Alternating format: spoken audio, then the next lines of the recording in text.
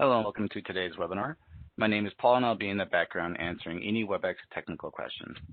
We have a few housekeeping items before we get started. If you experience any technical difficulties joining the WebEx session, please dial 1-866-779-3239 or you can message me, the WebEx producer, by using the Q&A panel. During the presentation, all participants will remain in listen-only mode. And as a reminder, this event is being recorded for rebroadcast. We will be holding a Q&A session at the conclusion of today's presentation. We encourage you to submit written questions at any time by using the Q&A panel at the bottom right of your screen. Please type your questions into the text field and hit send, and keep the drop-down as all panelists. With that, I'd like to hand it over to your first speaker for today, Elizabeth Clark. Elizabeth, you have the floor. Hi, and welcome, everyone. Thank you for joining us for Part 3 in our CHRO series. Today we're talking about HRs Role in business transformation. And I want to introduce our two speakers, Josh Bersin, Global Industry Analyst and Dean of the Josh Bersin Academy, and Alex Badenoch, Transformation, Communications, and People Group Executive with Telstra Group.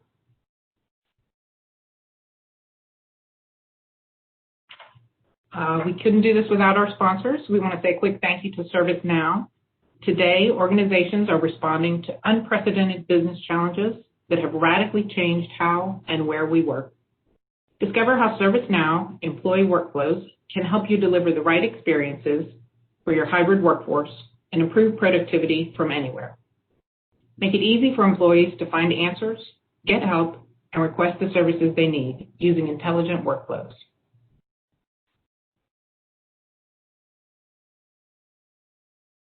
For the first time in its 20-plus year history, the HR Technology Conference will be hosting a free virtual event in the spring. Don't miss this unique opportunity to join thousands of like-minded peers from around the globe for a multi-day cutting-edge virtual event. The event will highlight critical HR issues and trends, as well as emerging technology solutions for HR to help you make better informed decisions for your organization. Visit hrtechconference.com for details. And now, Josh, I'd like to turn it over to you for our conversation.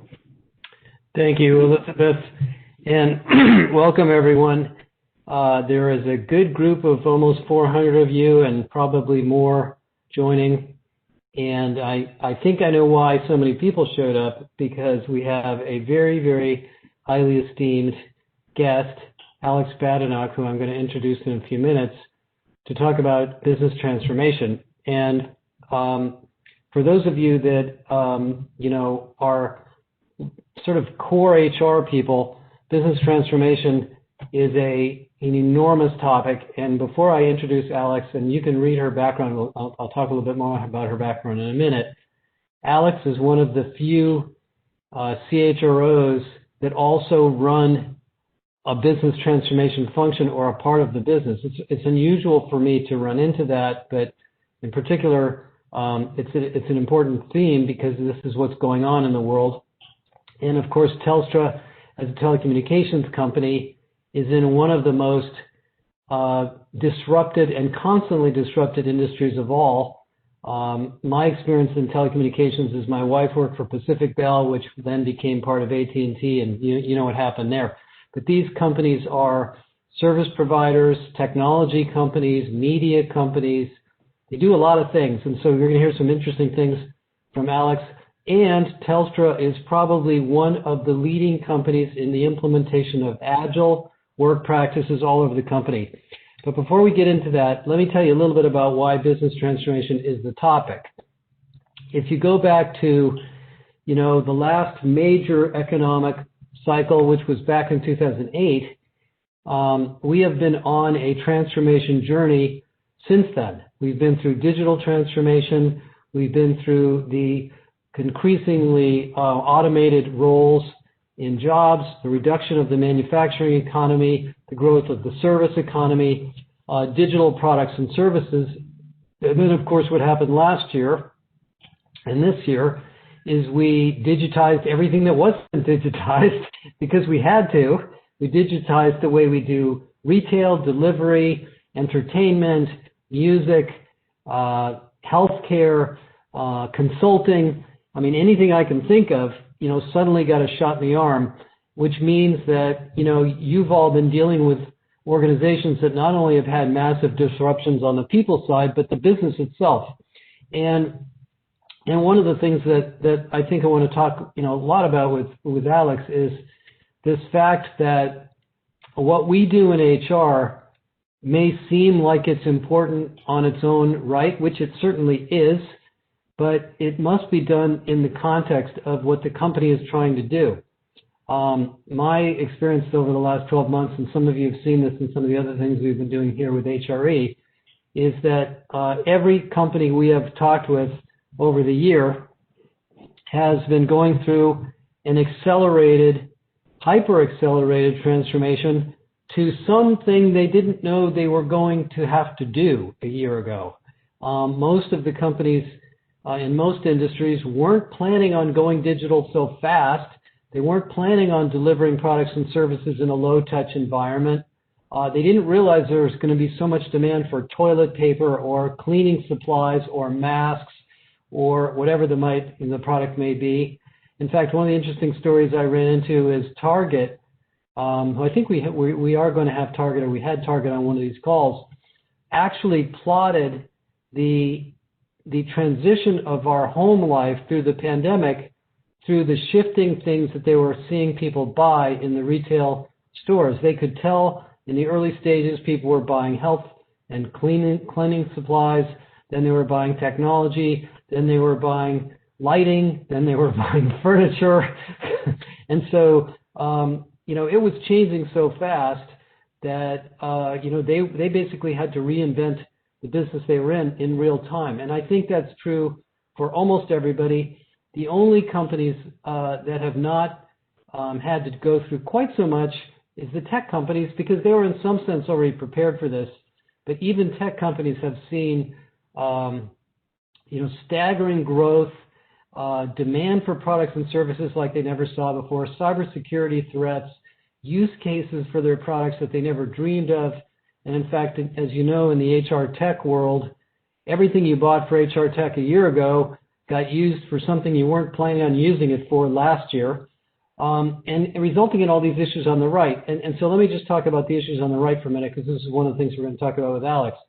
Not only have our businesses been transforming, and we've had to accommodate and support that, and we'll talk about how they're doing that at Telstra, but, there's been a huge transformation in the workplace and the work experience, and most of you are, I know, in the middle of trying to write the playbook or develop the policy for, work in the ending or post-pandemic environment, which we haven't quite gotten to yet, although I think you have in Australia, but we haven't in the United States at all.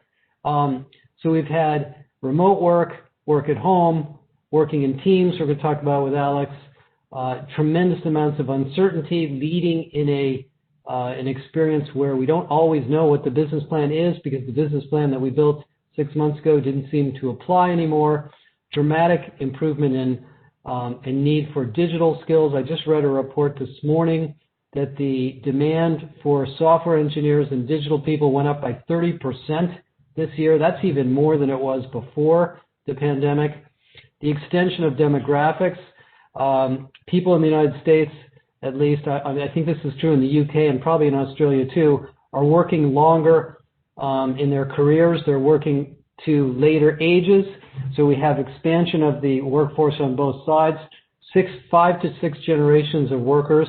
And of course, the leadership pipelines in companies weren't designed for that. So we have this inverted leadership pipeline problem.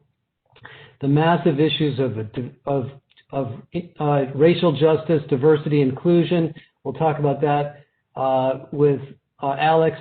And it's a combination of the political topics that we're all reading about every day and every minute, but also this interesting finding that in every single study of employee engagement this year, including the one that I just read and talked to somebody about yesterday, the number one driver of engagement is a feeling of belonging, because people are under so much stress from the pandemic and other aspects in their life that they really want to feel like work is someplace safe. And so this issue of diversity and inclusion, which is sort of maybe a sideline issue in most HR departments, is now core to the value proposition. Belonging, inclusion, skills. Here's another piece of data that I just picked up in the last 24 hours. I think it was 84% of CHROs in the DDI study, which had more than 2,000 people respond to it, mostly HR people at all levels, 84% said that skills, reskilling, and upskilling was one of their top priorities. It was the #1 rated topic. It wasn't safety and health, and it wasn't productivity, and it wasn't well-being. It was skills. And the reason for that is every disruptive technology that we were worried about before the pandemic arrived in the last 12 months and is being used at a pace of adoption that we didn't plan. Chatbots, AI, predictive analytics, facial recognition, voice recognition, sentiment analysis, you name it, you're now doing it. And so there's a massive amount of skills upgrade in technology, skills upgrade in empathy, skills upgrade in leadership going on. I know you guys are all dealing with that. Contingent work, I want to ask Alex about this. I wrote a research report with HRPS 2 years ago, studied the alternative workforce, which I called the pixelated workforce, this idea that there's all these small groups of workers in different places doing different things. And what we found is that roughly 70 to 80% of companies didn't really have a strategy for contingent work, but actually that is sort of no longer possible. One of the practices that came out as a very highly correlated practice of success during the pandemic was recruiting and hiring and staffing contingent people. So if you thought about it as a sideline before the pandemic, it became core, and I want to have Alex talk about that. And then this issue of where we work and when we go where and how we schedule where we are. You heard the ServiceNow promotion in the beginning. I mean, ServiceNow has become a company that's bigger than Workday by selling tools to help you, find your desk and schedule it and open a case with IT and so forth, all those things. So we've been through a lot on HR too. But enough from me. I mean, let me sort of move beyond that. I want to talk now to Alex, and there's a lot for her to tell you about. But why don't we start, Alex? Let me just introduce you and tell us a little bit about two things.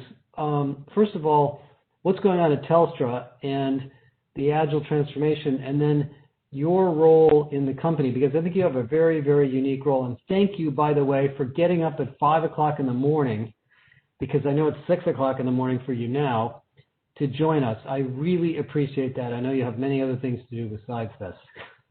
No problem at all. Thanks for having me. And look, I'll give a little bit of context about Telstra and my role, just to sort of orientate people to it, because it is a very Australian company, so most people listening probably don't have a good feel for it. But Telstra is Australia's largest telecommunications company. It is like many others across the globe. It was originally a government body and then fully privatised some time ago. But about 10 years ago, the government decided to renationalise our fixed network. And so for us, that meant losing about a third of our revenue.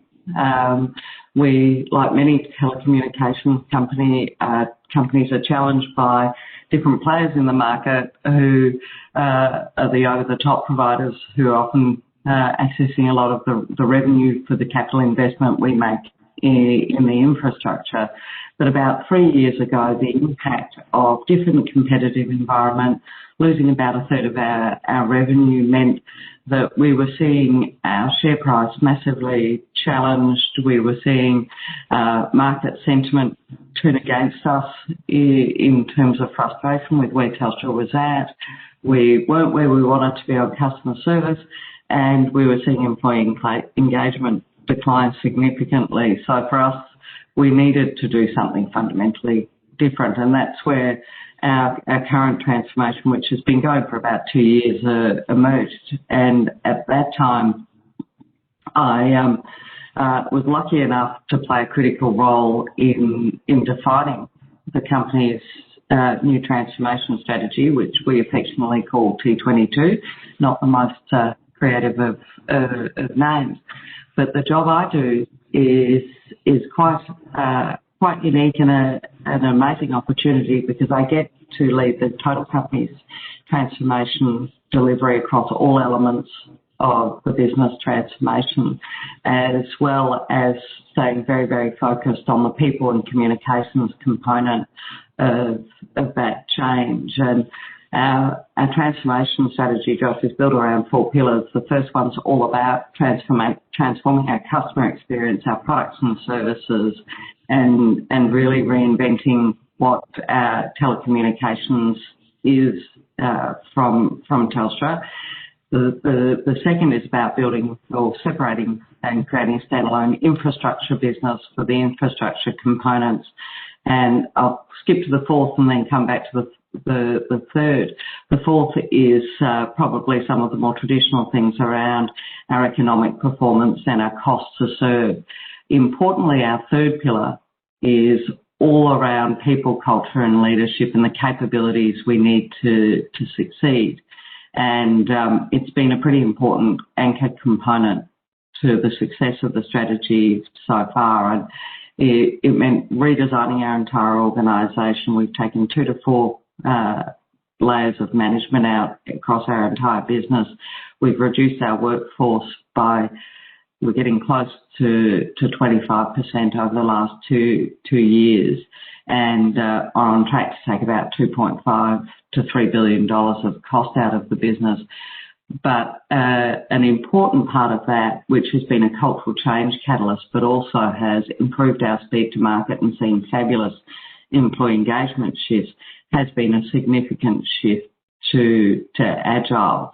And we're finding what we're doing is probably going a step further than many organisations, especially if we exclude sort of digital native organisations. We're an old, traditional, clunky telco, and we've now moved about more than 30%, closer to 40%, and by the end of this year I'd expect us to be over 50% of our entire business into Agile ways of working, and we've redesigned everything from how we plan our business, how we manage our financials and how we allocate our people across the organisation into what we talk about as Agile at scale. And interestingly, that's also meant HR, Josh. We've gone 100% Agile in our HR function, and we probably don't look much like an HR function anymore these days. There's no such thing as a business partner. We run Agile missions, we work on our quarterly planning cycle, and we're driven by the business priorities of the day. So it's been a fun 2 years of transformation across Telstra. Wow. Well, let's talk about Agile and a little bit of specifics first. I've read a lot about it and talked to there's a lot of companies in Australia that are doing it or experimenting with it. For some reason, you guys seem to be the nucleus. I don't know why. But maybe can you talk a little bit about the fundamentals of what Agile means in your model? There's this idea of teams and how people are managed and how they work on projects. Maybe give us the high level overview, and then I want to hear a little bit about how it's applied to HR. Absolutely. So look, anyone who's sort of read about Agile constructs, if you think about that sort of Spotify model of, there's different terms for it. We talk about as groups and chapters. So chapters are what we've created, which is the home of the people. So a chapter lead doesn't manage work.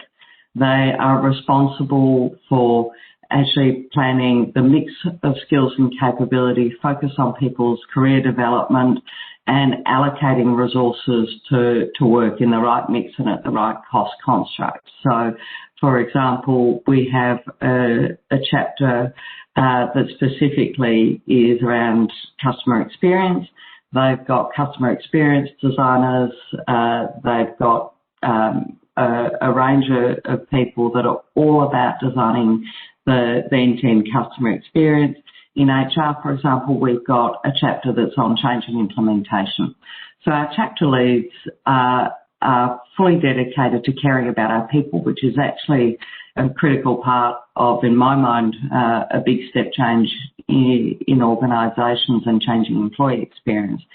Our group owners run the work. So on a quarterly basis, we have an annual plan, we have a 3 to 5 year strategy, but on a quarterly basis, we decide the cross-company priorities, generally about maximum 50 priorities that are critical to deliver, and the group owner builds the game plan for that. So what is going to be the definition of done, the measures of success for that piece of work over the quarter, and has to say what resources they need. So I might need some customer experience people, might need some product designers, I might need some go-to-market resources, whatever those are, I've got to build up basically my resource demand profile. I come into a marketplace and I have to, one, get my work prioritised. If I get it prioritised, I get it funded, both in OPEX and CAPEX.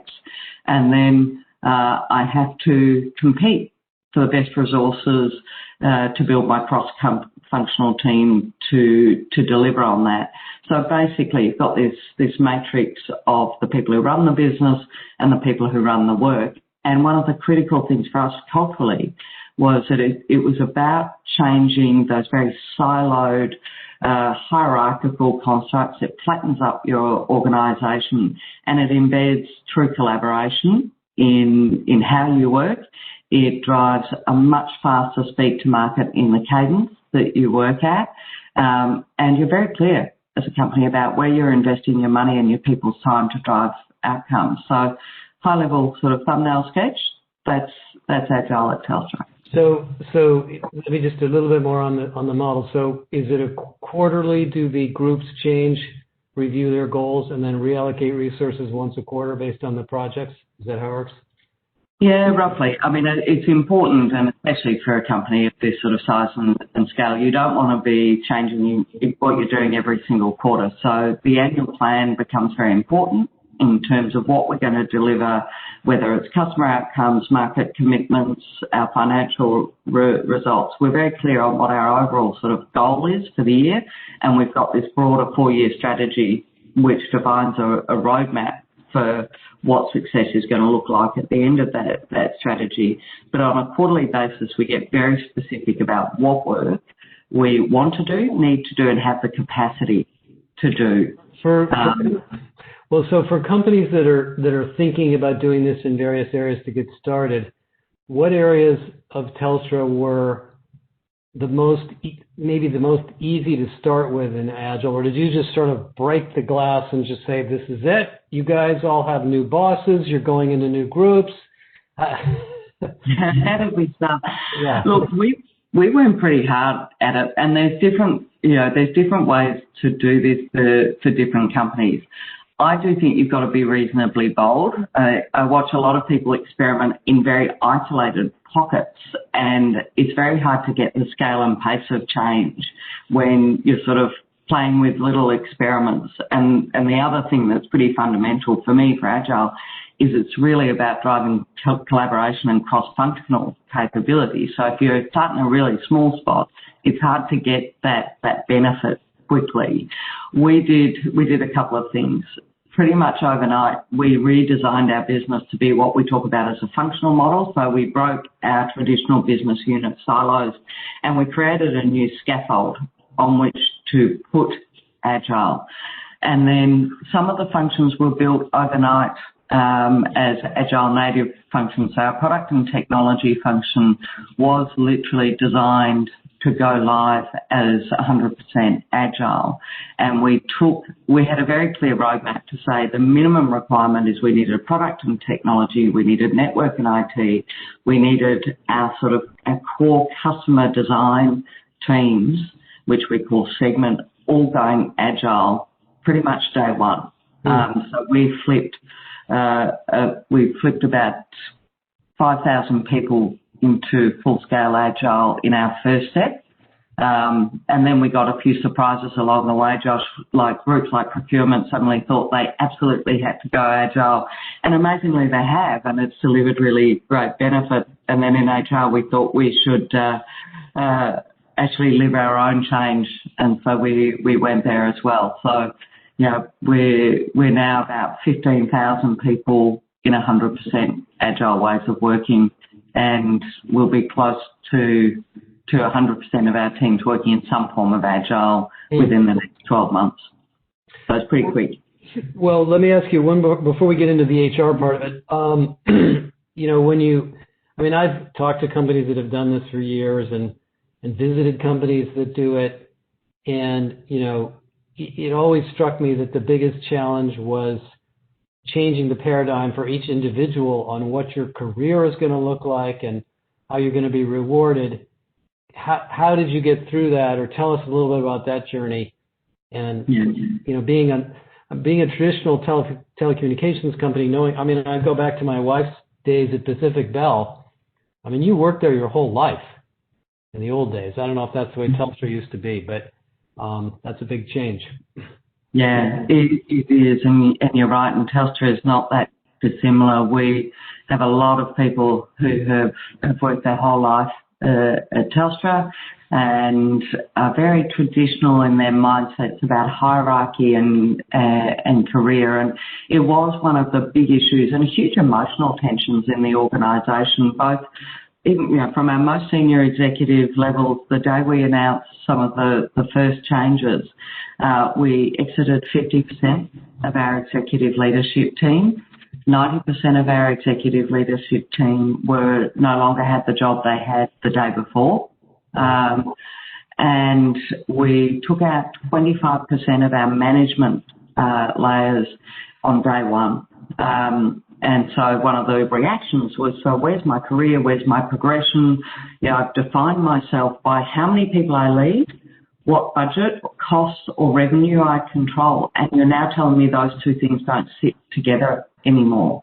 So it has been pretty disruptive, and there's not sort of perfect models you can go and pick up out there and that I've been able to find. So you've got to build it. And for us, there's been a couple of things that we've had to think about, is really working with our people to think about career development and growth as about skills acquisition. How am I growing my skill base? How am I actually starting to make myself more marketable in our own internal marketplace, but also externally? How can I align remuneration and reward to skills acquisition? And how do I actually make sure that there's a career path that lets me navigate from doing the work in a group to being in a chapter and managing people and helping people go from one to the other and creating this far more diverse experience? One of the big sells we're able to do is, in an agile world, the flexibility or the breadth of experience you can get on amazing work and actually keep evolving quite naturally. I don't have to change jobs. I'm moving on to a different mission this quarter and I'm getting new skills. And now I've got a chapter lead whose sole purpose in life is to think about my skills development, my career development. So we've seen, since we shifted to Agile and over the last 2 years, we've gone from quite significantly declining employee engagement to, by the end of last year, hitting back to global high-performing norm employee engagement. And a lot of that is about actually telling the right career development story for people, but also the role of that chapter lead in leading people. Let me dig into that just for a second. So, I was on the phone with somebody, an ex-CHRO of a very large company, and she said, she keeps saying this to me, but it's kind of a sort of a glib statement. Well, we want to pay for capabilities, not for level. How do you do that? In the old world, we could pay you based on your job level, how many people reported to you. Now, how do we know what your capabilities are? How do you pull that off? I'll say we're still working on it, Josh.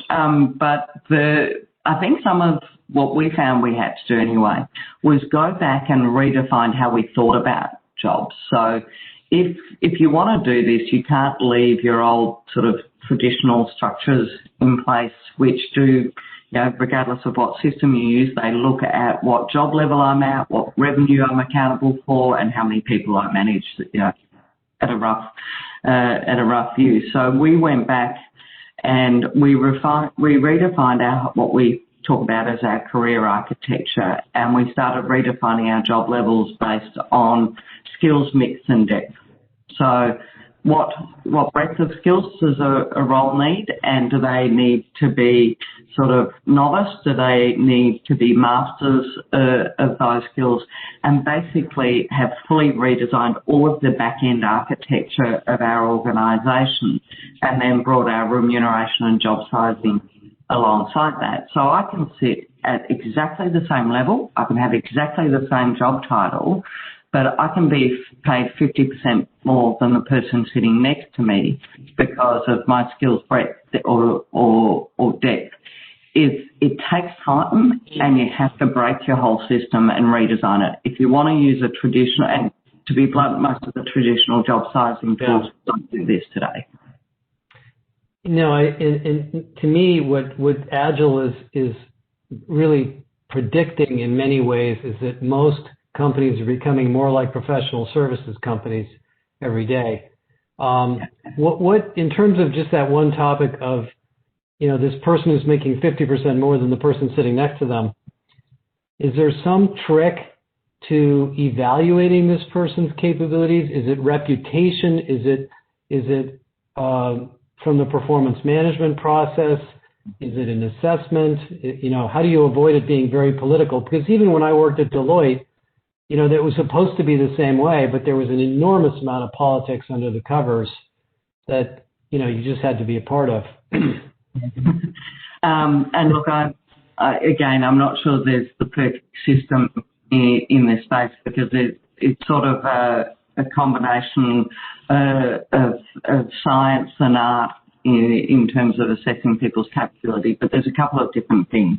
One, being very clear with people what the skills mix required per a role was. We let them start off by self-assessing. So, where do I think I'm at? And then have started to use some artificial intelligence in our system based on either people's qualifications or the work they've done, the specific projects they've done that substantiate that assessment. So I may claim to be the best data analyst in the world, but have I got the qualifications? Am I working on the projects that reinforce that? And it starts to bring that insight together to effectively validate my qualification level or my skill level. And there's increasing capability in HR. In your model, does the chapter organization take care of that qualification, not the job project people, right? Correct. The chapter does it. A group owner and the people running the work will have input. So a chapter lead and chapter area leads will be talking to group owners about how people are performing. But that chapter area lead is 100% responsible for testing the qualifications or the demonstration of skill and capability and assessing that, and then making sure that they're putting them on the right development path, and that we start to accredit their mastery or their skill level, and that assessment. Okay. So let me just repeat that for people on the phone. By the way, anybody that wants to ask questions, start typing them in. So this big paradigm shift, and let me summarize and see if I get this right. The chapter organizations are sort of like the talent owners or the talent managers of these functional groups, and so they make decisions on your capabilities and skills and your level of experience, independent of the project people, right? Is that correct? Yeah. Because in the old world where it's all mixed up, I'm a manager, so-and-so did a good job, I give them a promotion, that's the end of that. And maybe it's because I just like them. There's nothing to do with it. That's where a lot of the politics comes in, Josh, is, there are people who are fabulous at managing up. There are people that I just like and I get on with, and my perception of their skill may be better. Whereas that chapter area lead, their sole purpose is to really think about what skills this person has, how they've demonstrated them, and actually they can see some of that by who's in demand, who is a contended resource that everyone needs on their project, and you break that, that sort of sense of my gang, my group of people who I really love and like working with, because I may not have them tomorrow, so I've got to have the people who have the right skills. Okay, we just got a whole bunch of interesting questions. I'll just run these by you and just see your thoughts. How do you, where do you track this stuff? What kind of a system do you do? What happened to job descriptions? Do you even have them? How do you prevent bias, if possible, in this other model of reward and recognition? Yeah. There's lots of questions in that, so let me try and sort of hit a couple of them quickly. Yeah. We don't have traditional job descriptions anymore. We do have role profiles, but it's at a very high level. What's a chapter area lead responsible for? What's a group owner responsible for? Then we actually break down by assessing, if I'm a group owner, their job description is their game plan. It's what am I doing this quarter? What metrics and measures am I going to deliver, and how am I going to deliver the return on investment for whatever investment in people or money that's been made into my work? So it's far more dynamic, and we run that every single quarter. We assess and close out a quarter like many people do. We have a lot of data. We have the best data we've ever had on our people, their performance, and how work actually is delivering return on investment, which we didn't have before. We used to, on an annual basis, we'd allocate our OPEX, CAPEX, and then every king of the castle ran their own fiefdom on delivering their work, and they, at the end of the year, said, yes, we did a really good job. And as long as the financials reflected that at an overall level, it was pretty good. Now I can see exactly what composition and cost in people is being allocated to a specific piece of work, and then I can see, did they deliver the outcomes or not? Where did they miss? And sometimes it's okay, but did they deliver on that return on investment? And I've brought together the view of people and the view of financial. So one of the big pieces that's really important is to bring HR and finance views tightly together, so I can understand what every team costs. I can understand what financial or customer outcomes they're driving, and then we're using, and there's a range of technology out there. We use Youre to plan our work, so I can see work plans at a more granular level than I ever could. I can see if a specific epic is missed or moves or costs more than we said it would, and I can see actually how much work, how much actual individual contribution each person is making to the delivery of that piece of work, because you track and plan your work at that sort of granular level. So I have a better sense of performance management. I can better then tie what each individual and each team has delivered to reward and recognition, and it takes out a lot of bias in it, because it's actually tied to hard facts and data. We still bring in behaviour and our values, but the underlying performance is more objective and more data driven than it's ever been.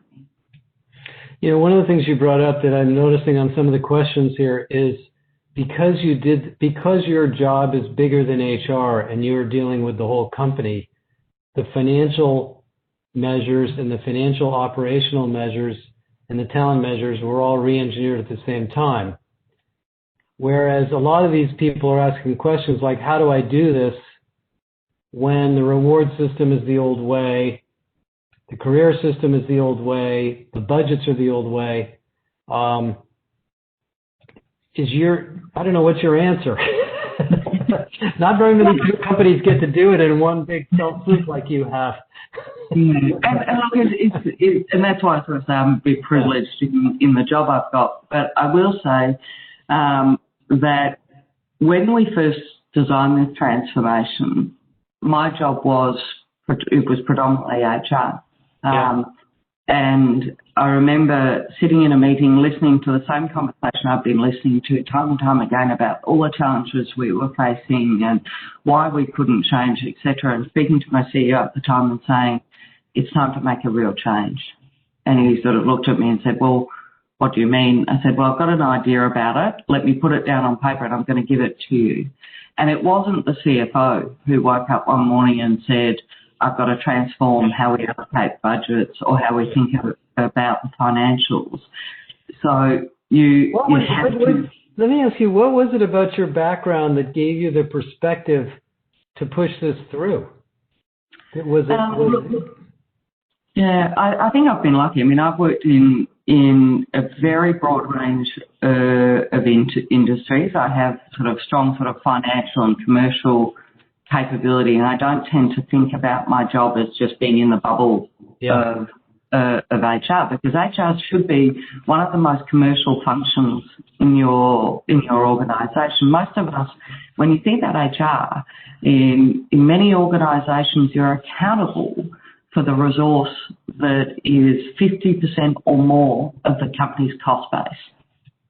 And that should be a very commercial function. And I think it's about shifting how you think about it and tying together, you know, the cost of my human resource, how I effectively allocate that resource to drive the best customer or financial outcomes for the organisation. That's the HR mindset. And now I need finance to come alongside me. So I sit with finance still today, 2 years in. I sit with finance every single week. And I talk about how we're going to redesign the planning process, how we're going to redesign and bring the allocation of CapEx and the OpEx together. So you're really bigger than an HR. I mean, I don't know what the right job title is, but you're looking at the productivity effectiveness, cost effectiveness of the people in the company, not just the HR programs around that, right? Yeah. And I'll tell you, that's most HR people don't think about their job that way, frankly. Yeah, and well, I mean, it is probably one of the challenges for us as a function, Josh, because if you put out that chart about business transformation and you talk to what companies have gone through in the last year, and we've all gone through that collectively. Like in the past, we were all transforming at different rates. We've gone through the most collective and shared experience of most of our lives in the last 12 months. And it means it needs HR to show up very, very differently, because reinventing yourself won't just be done through a health and wellbeing program. It's really important, and we should have it. But reinventing your company at a pace none of us were really prepared for, most of that's about your people. Most of that is about your people, your culture, and your leadership. You can put in technology. You're very good friends with the CFO, I assume. You're very clearly, So another question that came up in it is more on the HR operation itself. You made a comment that you got rid of the business partners, and of course a bunch of people immediately jumped onto the chat about that. How do you apply the Agile model to the HR function? And if there's no business partner, how do people get help? So there's a couple of things, because a lot of people are confused when I say that. There's a couple of things. We've been on a journey for a long time, I suppose, to automate and simplify what we would see as a very transactional side of HR. So, I need advice on a policy. I need advice on handling this employee issue. All of that for us has moved to online or chat or call. So we have been taking the transactional components of HR out, and about 2 years ago I actually moved it out of HR. So it actually sits in our shared services, our global business services function. And that's got payroll, I need help with anything from sort of a level 0, level 1 or level 2 HR inquiry sits there. But I still have strategic ownership and accountability for HR policies, practices and processes. So I haven't given that away, because that's the important lever to keep. That's a pretty important prerequisite to what we've done in HR, because people still need help and still need some of that stuff done. So let me ask you about the global business services thing. Has been around for a while, and I've seen different companies do it in different ways. And I've seen companies pull it back into HR because it tended to become more like IT or sort of. Maybe explain a little bit about how that works. Is global business services a partner, or they have? Tell me about it. So global business services, and provides a whole range of services, but if we focus on HR, they're like a service provider for me. So they have performance metrics and standards that they have to deliver to. But there's a couple of things in terms of why people put it out and bring it back. It's like outsourcing something that's broken. If you outsource something that's broken, you're just giving something to someone else to usually take the cream off the top in terms of productivity, but you still actually just outsourced a bad process or service. What we did before it went to Global Business Services is we spent some years actually going through the change management with our people, with our leaders, of transitioning HR into effectively, first of all, a call centre and aggregating all of our basic HR transaction there, then moving and building quite a sophisticated HR platform for queries, which now have great bots that can help you navigate all of the information you need, simplify all your policies, redesign your processes. So clean up your landscape first, because otherwise you're just handing your problem to someone else. So they become accountable to you and you become accountable to them in a sense where you have to give them processes that are well-defined and well adopted, and then they have to implement them in a highly effective, automated, cost-effective way. Yeah. Exactly. As opposed to a business partner. See, so for those of you that are sort of listening to this conversation, the problem is if you don't do that, every business partner is doing this on a micro level poorly.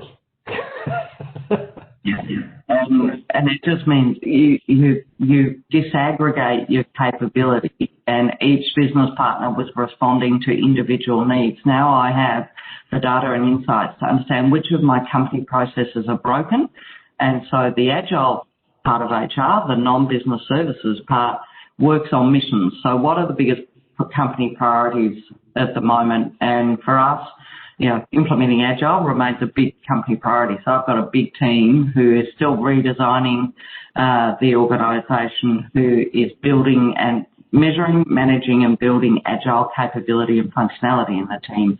We are about to go through another major restructure, which is the next level of productivity. I've got Agile missions that are all out there working with the business on their redesigns and their implementation of change.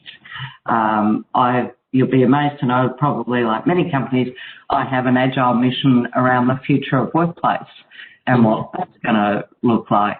So that's what HR works on now, and they work on the biggest issues and the biggest challenges for the business. So they're more valued and loved and in demand by the business than they were in a business partner structure, but they just don't sit there responding to each individual business unit's needs. They look at the company's needs. Well, and I would assume that once the reputation for this work gets out outside of Telstra, people will see this as a huge career opportunity to have worked in this environment, having these kinds of responsibilities in as they look around in their personal careers. One of the things that goes through my mind as I look at some of the questions. Somebody really wants me to ask you about compensation. I'll ask you about that in a minute.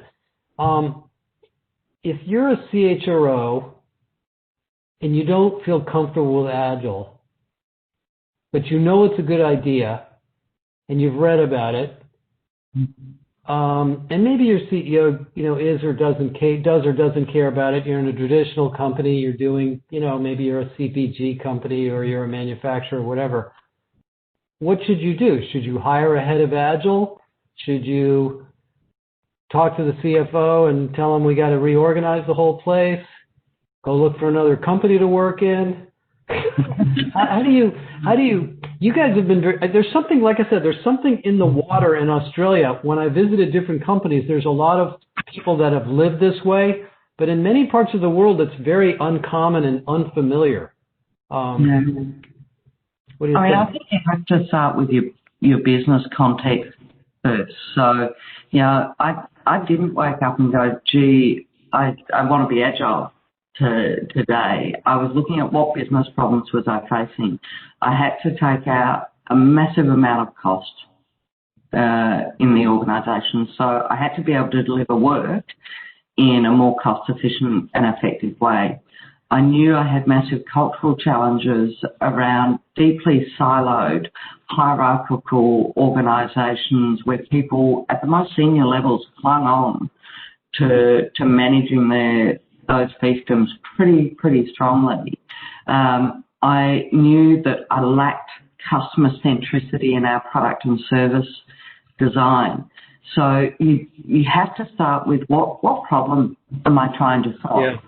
And you have to start with being able to articulate then why you're going to do certain things to solve those problems. And hiring a head of Agile won't let you do that, because Agile zealots are really lovely and really important, but they're often not that commercial, and right. They can tell your business story. So the first job you've got to do as a CHRO, understand your business context, be able to define the problem you're trying to solve, and then start building the roadmap that's going to help actually sell the story, whether it's to your CFO, your head of strategy, your CEO, and start the conversation, but don't start it with Agile.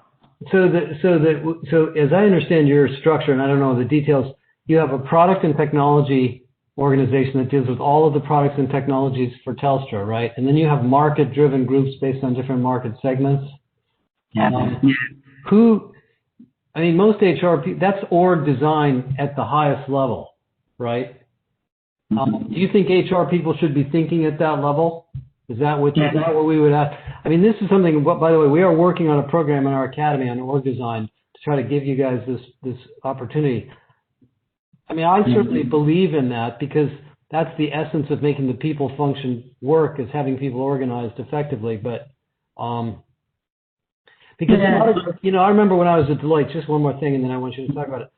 We would get hired by companies to do this, and some smart consultant would come in, and there'd be 150 slides, and then all of a sudden there was a new model, and everybody's looking at it like, oh, that's interesting. How does that work? How does that work? Because they didn't build it. They couldn't really use it. No. And being your internal HR and the internal CHRO, you've got an advantage over all the consulting firms. And I think whether it's HR itself or businesses have long thought that all due respect to Deloitte and other providers, Josh, that you bring these people in and they've got some magic set of slides that they can produce and design your organisation. But you've got to understand, again, what your business done, how work flows through your organisation, and also, as I've said, understand what business problems you're trying to face, because there are many org designs that are okay, but which one do I need now and why? What outcomes am I trying to deliver? So I think HR has to become the organisational design consultants for the organisation. And when you design that top scaffold, because product and technology didn't exist as part of our business, it was embedded in each of and we had to have a really clear case for why we thought this design shift was going to solve company problems. One of the things is by building the product and tech group, we could have one consistent product and technology roadmap, rather than have people who are building either networks without a plan of what products we were going to hang off it, or people who were building products without understanding or having a clear plan for how we were going to commercialise and monetize those, or people who built a product 10 years ago which really should be retired but loved it because they built it and were hanging on to it even though only one customer has it. So by building that one team, highly commercial product and tech team, I can start to direct my investment. I can also look at the reusability and scalability of products. And so when you're thinking about org design, you have to understand why that design matters and what it's going to be able to deliver to the business. That's going to be one of the most important skills, because once you can build that scaffold, then your ability as an HR function to think about how I want to change leadership, how I want to change culture, it becomes a lot easier. So I think it's a core competence of HR now and for the future. Well, we're going to talk some more about that. By the way, for all of you that are interested, Alex has joined us as a senior faculty in our academy, so hopefully we'll get more of her time One more question while we wrap up, and I really want to thank you for getting up early, by the way. What went wrong? What would you do differently? What were the landmines you stepped on as you went through this? Now that you can think about it from about a 2-year experience, that might help people think this through in advance. Yeah. I think there's probably two things that still stand out for me. In our original organisational design, we were even more radical in actually removing the sub-segments of our customer-facing groups. So we said, let's get rid of Telstra Enterprise, let's get rid of Telstra Consumer and put them all into a segment layer and put everything into channel.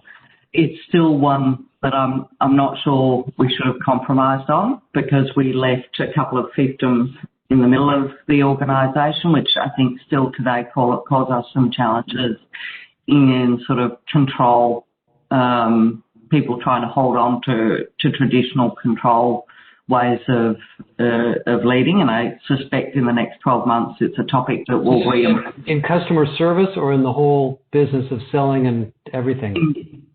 In the whole business in the design of our segment proposition. So while product builds the product, if I run segment, I do pricing, place and proposition to my segment. It's in there that I think we still have a next level of change that we could have gone after harder and faster to accelerate the shift in the business and drive better productivity.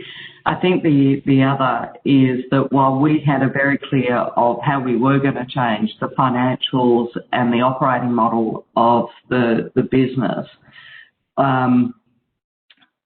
we found finance harder to change than we would have liked. And Josh, you're laughing because it really shouldn't have been a surprise, but we should have gone after that harder and faster, because aligning your financials, people follow money in organisations, and aligning that faster and earlier in the journey would have saved us a lot of pain, a lot of frustration. Well, and I don't know the finance function super well, but I know a lot of P&L kinds of. I don't know if there are a lot of financial systems that are designed to run this kind of a company well. I mean, I think most professional services firms just wing it. Yeah, so we're building most of the capability in our HR systems. So our resource management, our team costing, all of that, we're building into our HR systems and then interfacing into finance. So maybe these companies like SAP and Workday and all of them, they haven't really built systems to optimize this kind of an organization yet. I mean, that's my sense. Yeah, we've had to use some overlay technology, some small boutique technology, because even your best systems are still built assuming a very traditional organisation. Well, that's a big gotcha for those of you that are kind of drinking the Kool-Aid here, is that you have to have the systems and finance people to support this. Wow, Alex, I could talk to you for like 4 hours, but I think we better stop so you can get to work. Thank you so much. This has been absolutely incredibly interesting. I know from the people online, there's still close to 450 people left. I've asked a lot of questions. We'll go dig into these questions and get you guys more answers. And I just want to thank you for getting up early and helping us with this, and all of your leadership. You've really, to me, created a role model for the profession in many, many ways. A lot of people made the comment that you're a chief strategy officer, a COO. You're really much, much more than a CHRO, and I think that's an inspiration to everybody in the HR profession. Thank you. Thanks. All right. Well, thank you both. It was a fascinating conversation. Alex, I'll second that. Thank you for getting up early. And Josh, great to see you.